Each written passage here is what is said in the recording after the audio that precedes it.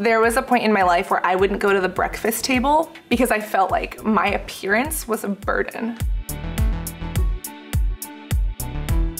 Hey guys, welcome back to Pretty Unfiltered. Today's guest is Cassandra Bankson. Hey boo, you're finally back, thank God. Okay, so Cass was on my channel, when was it, 2 years ago? Too long ago. We made a face mask for acne especially. Cass has been through the gamut when it comes to acne. You know it better than literally anybody else. And I have to say, I told you this earlier, but your skin is looking so good. Are you gonna tell me what's going on? Absolutely. Okay, we'll get to that later. I wanna save it for the last. Like I was saying earlier, Cass, you've been experiencing acne for 15 years, right? So can you take me back to the beginning? Like when did everything start happening? Absolutely. I actually remember my first pimple very vividly. It was on the side of my nose. Okay. I was in the 3rd grade, and one of my classmates, Carolyn, looked at me and she was like, "Is that a wart on your nose? Is it contagious?" And I looked at her and I was like, "Carolyn, I don't know." You're like, "What is? I don't even know. Do I have something on my face?" Exactly. So I went home, I asked my mom about it, and she said, "Oh honey, it's just a pimple, it'll go away." Yeah. Little did she know, 3 years later in middle school, it would take over my chest, my back, my skin, 80 to 90%. Wow. You looked in the mirror and it was like you didn't even recognize your own identity. Because the person that was looking back was, first off, didn't even look like me. My skin was covered in acne. And then my personality had also kind of become a shell of who I was. I wasn't out and about, I didn't have friends. Yeah. I was hiding and I wasn't me. So at what point did you decide, okay, I can't live my life this way. I have to embrace my acne? To be honest, it was a very long journey and a very long struggle. Makeup has always been out there, and my mom is a tomboy who rides motorcycles. That's awesome. She could not teach me how to use it. So I jumped on the internet and I used Google to learn how to cover up my acne. But as I was doing that, I was using makeup as more of a crutch. Yeah. It was a shield, and I thought that I was keeping the judgments of other people out, but really I was also holding myself in. I would put on this mask to take on the day, but without that mask, who was I? I would not come to work without makeup. Like it was like I would roll in here, people would see me totally done up. I would be embarrassed almost to show up without my makeup. Not even just to cover up, but to make me look how I want it to look. Don't use makeup as a crutch, like you said, or as a shield to hide behind.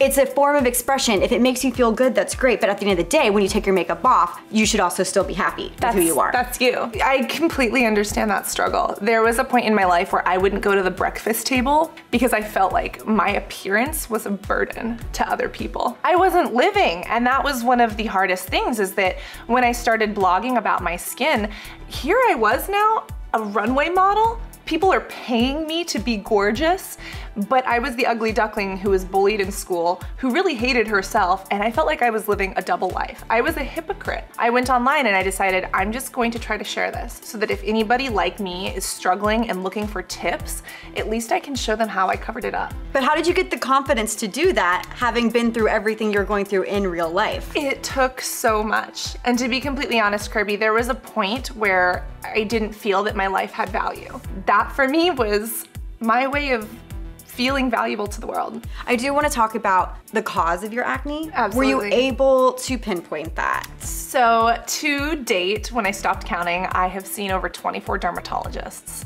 Pills, medications, treatments, just so many different things, and there's so much information coming at you that you don't know what to believe. Yeah. I was on so many prescriptions, so many antibiotics, and I actually went through digestional issues because of it. I was bloated, people thought I was pregnant.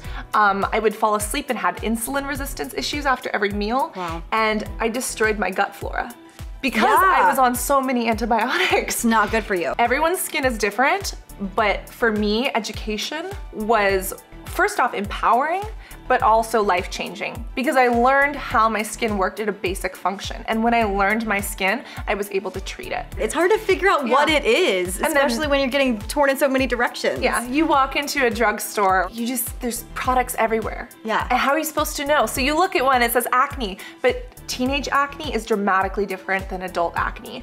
Body acne is dramatically different than the acne that you've got on your face. Yeah. Let me pick up a product that says acne. But how are we supposed to know what to do with that? What's inside of it? You turn over a list and it's like reading hieroglyphics. Yeah, exactly, because there's so many ingredients. Yeah. I'm looking at your skin now, and I remember 2 years ago, and you're glowing, you look amazing. Thank you. What happened between now and then? A lot of education. And one of the biggest things was education on the products that I needed, education on what ingredients would and wouldn't work for my skin. And one thing that changed my life was going vegan. Okay. And I don't want to be the person who's like pushing an agenda. Yeah. But I went vegan for ethics reasons, for animal rights reasons. Yeah. And about 3 months after going vegan, I realized that I didn't have a lot of cystic hormonal breakouts that I've lived with my whole life. My back started to clear up a bit, and honestly, my skin has been phenomenal. Yeah. Phenomenal. It looks so great. I'm really happy for you. But Thank you. You know, the trials that you went through to get to this place, after 15 years, you're like, wow, this is finally happening for me. Finally, something I've never taken into consideration is emotional and mental health.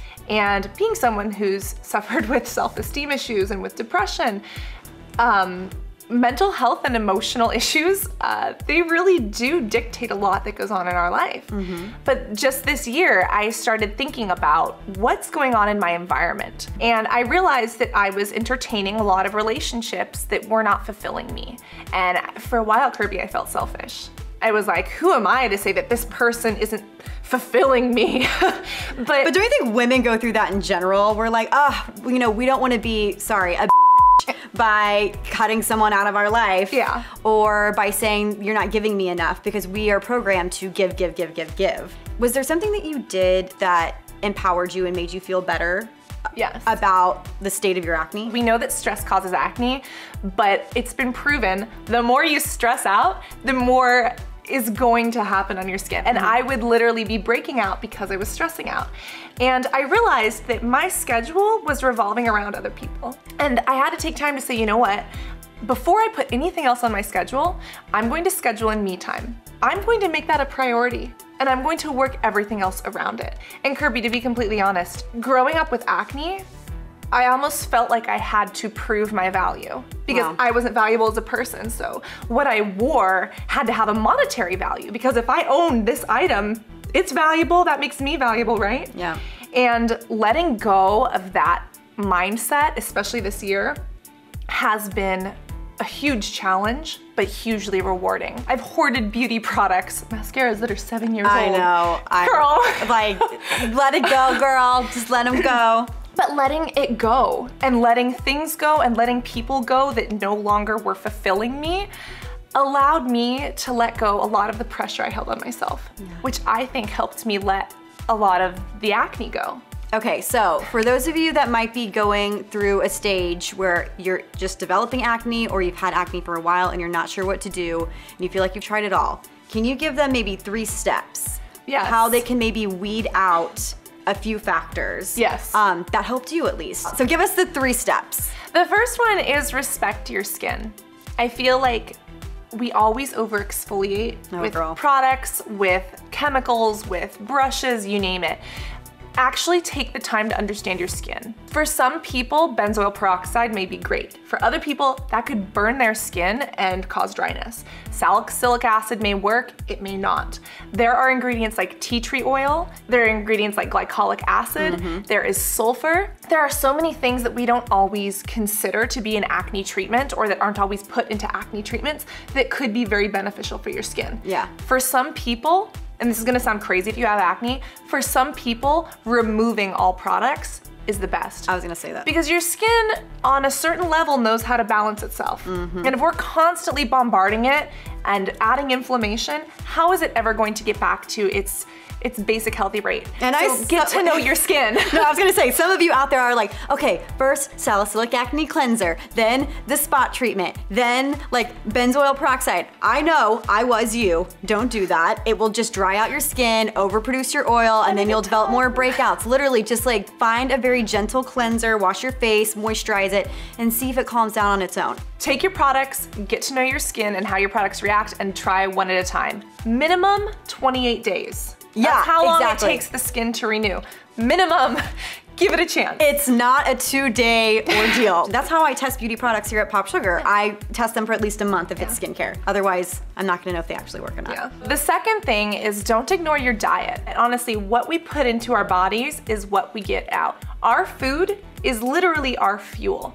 And if you're not putting things that are helpful into your body, how can you expect to get good things out? For me, dairy was a trigger. For me, the antibiotics found in meat were triggering the antibiotic abuse that I had done to my body so many years earlier. Yep. And I never, a doctor never brought that up to me. Yeah. And then the third thing is don't ignore your emotional health. What fulfills you and what makes you feel connected to the rest of the world? What are things in your life or in your closet that are weighing you down? What are people who you might need to take a step back from? Awesome. Cass, you're the best. You're the best. I love you. I love you. I'm so glad you're Missed back. you. I know, I was like, when is she coming back? We will put everything that you need to find Cass in the copy below. Let me know your favorite part of this interview. What were you most inspired by? Please let us know. And as always, we want suggestions, guests, topics. This is all you guys, so let me know and we'll make it happen. As always, you can find me on Instagram and Twitter at Kirbie Johnson. I'm here to answer your questions and just to have banter with. I love to tweet about Riverdale. All right, guys, we'll see you next time. Bye. Bye.